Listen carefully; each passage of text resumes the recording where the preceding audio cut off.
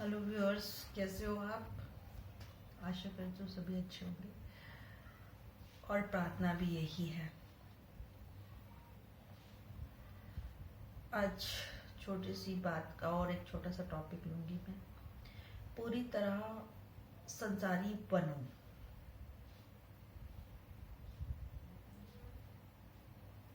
अब शायद आज के टॉपिक से थोड़े से सरप्राइजिंग होंगे या आश्चर्यचकित होंगे कि पूरी तरह संसारी बनने का भी कोई टॉपिक हो सकता है या नहीं। पूरी तरह संसारी होने का अर्थ है कि जो भी आपके संबंध संसार में हैं उसे परिपूर्णता से जिए। मैंने लोगों को देखा है कि बजाय पूरी तरह उस संबंध को जीने के दुनिया में और कहीं दौड़ते हैं। कुछ लोग भगवान को भी साथ रखना चाहते हैं और कुछ लोग रिश्ते को भी साथ रखना चाहते हैं। वो दोनों गतियों में दौड़ते हैं। वो यदि रात अपनी पत्नी के साथ प्रेम में हो तो वो सुबह भगवान के मंदिर जरूर जाएंगे कि कहीं शायद मैं ये भूल तो नहीं गया कि आप हो। जैसे कि जिस समय वो अपनी जीवन साथी के संग थे वैसे उस समय शायद भगवान थे ही नहीं उनके हिसाब से। या बहुत सारे लोग बच्चों के साथ जब होते हो या अपने परिवार के साथ होते हो, पूरी तरह से आप अपने जीवन में उस संबंध को कभी भी पूरा नहीं जीते। आपका जो भटकाव है कभी उधर कभी इधर वाला जो है आपको पूरी तरह से संसारी बनने नहीं देता। मैंने बहुत सारे लोगों को आश्रम में जाते हुए देखा है। आश्रम में आने वाले लोग ज्यादातर आधे अधूरे ही होते हैं। आश्रम में आने वाला आदमी ये संतुष्ट होकर नहीं आता कि मैंने संसार देख लिया, आप कुछ और है तो देखिए। वो अधूरे संसार से पूरी आध्यात्मिक यात्रा करने की शुरुआत करने के लिए आते हैं। हालांकि संसार कभी भी पूरा नहीं होता, तो यदि संसार पूरा नहीं होगा तो आपका अध्यात्म भी कभी पूरा नहीं होगा। ये बात मेरी आप लोग गांठ बांध लें, जो भी आप लोग मुझे सुनते हैं। अध्यात्म तभी पूरा है तब जब आपका संसार पूरा है। अध्यात्म एक पाठशाला है और संसार आपकी एक प्रयोगशाला है। वहां से आप जो भी स्कूल से सीख के आते हैं, आप छोटे से एग्जाम्पल से शुरू करूंगी। छोटे से बच्चे को आप ABCD सिखाते हैं। ABCD से वो वर्ड बनाना सीखता है, वर्ड से वो एक सेंटेंस बनाना सीखता है, सेंटेंस जुड़ते चलते हैं। उसकी एक पढ़ाई पूरी हो जाती है एक व्यवसाय करने के लिए, कमाने के लिए, एक नौकरी के लिए, जिससे वो पूरा करके धन कमाता है।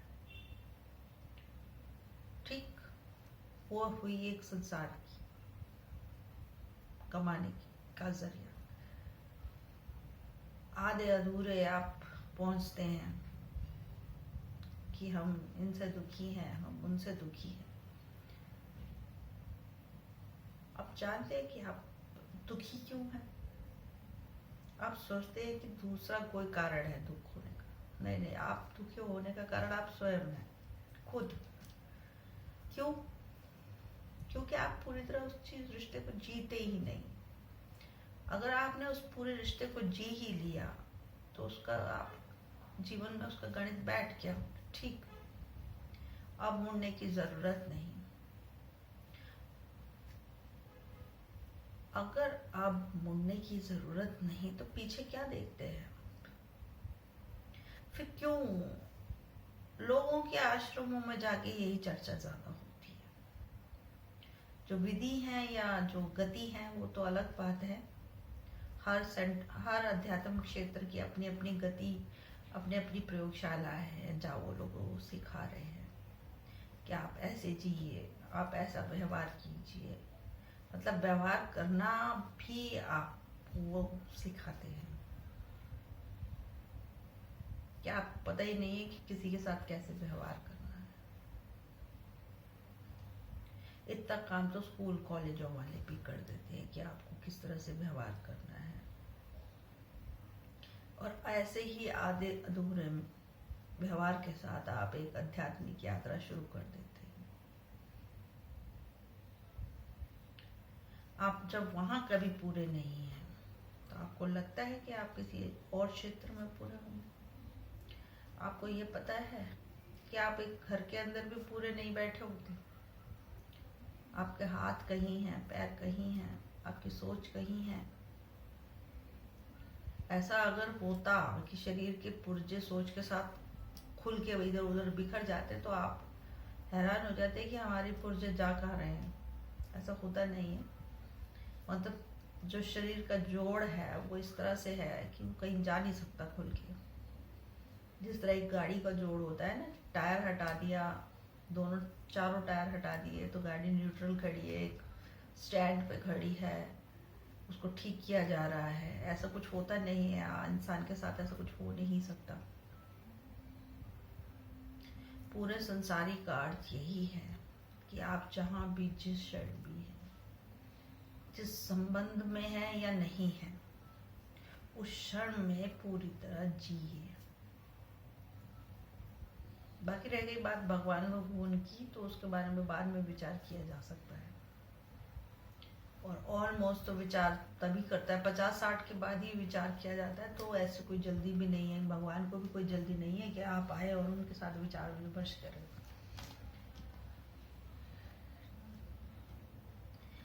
तो पूरी तरह संसारी होने का अर्थ है कि परिपूर्णता से आप जी भर जी लीजिए,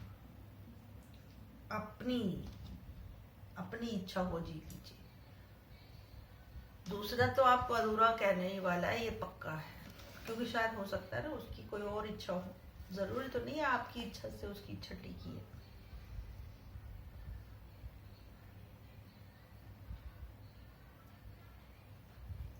आपकी इच्छा से उसकी इच्छा टिकी नहीं है, किसी की भी इच्छा नहीं टिकी है आपकी उससे।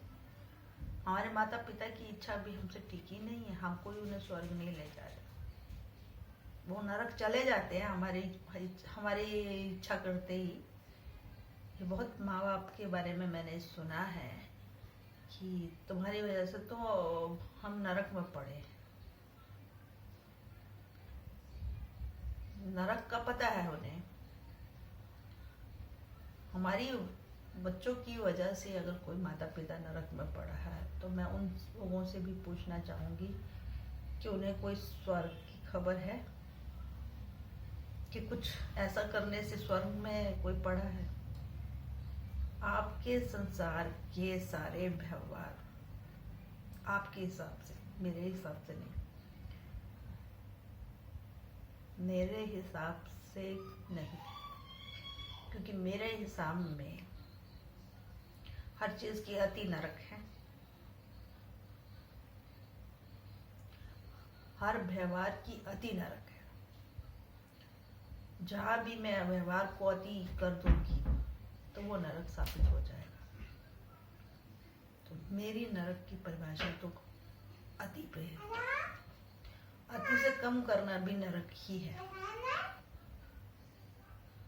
जब अति से कम आप कोई अपना कार्य करते हैं जिसकी आवश्यकता है, भोजन की आवश्यकता है, और आपको 2 रोटी की भोजन की आवश्यकता है, उसमें से आपने आधा ही रोटी का भोजन किया, तो आपने उसमें भी कम करके अति कर दी। 2 रोटी से ऊपर की भी एक अति है, और सबके अपने शरीर के हिसाब से भोजन की एक व्यवस्था है। वो इंसान खुद स्वयं जो है उसे डिसाइड कर सकता है।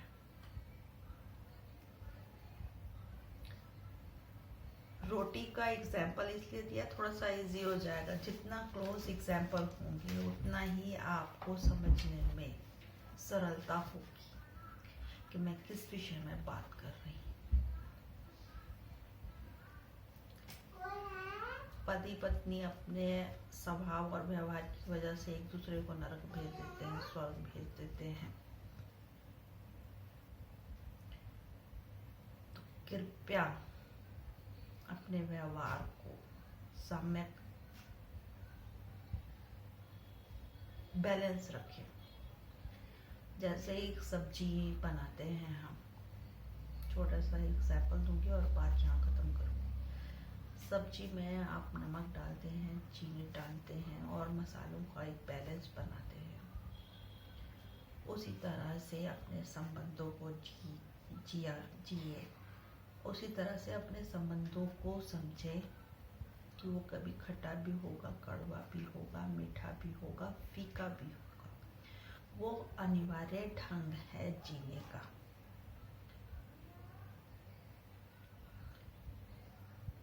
मगर इस दुख से, आप दुख से अध्यात्म में नहीं जा सकते।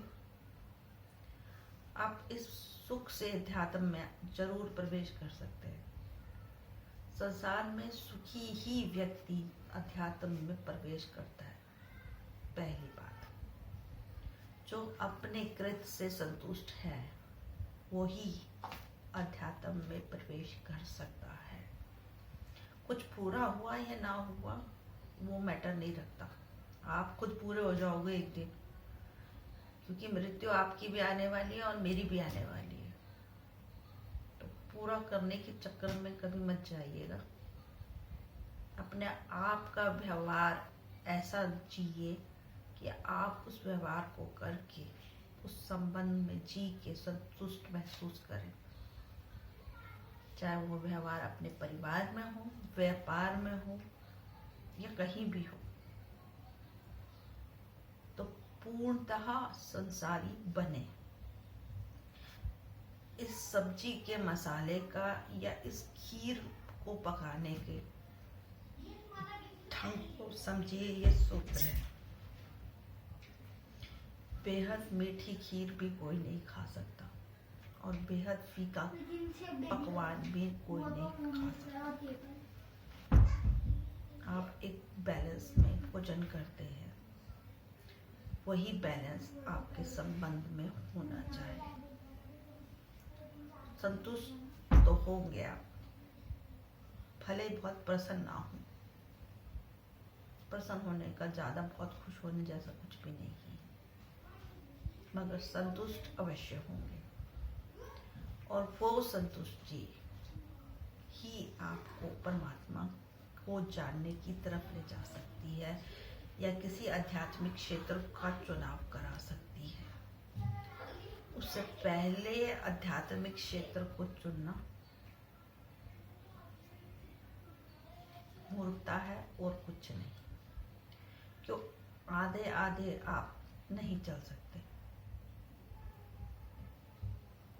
ये विषय की बात मैं यही खत्म करती हूँ।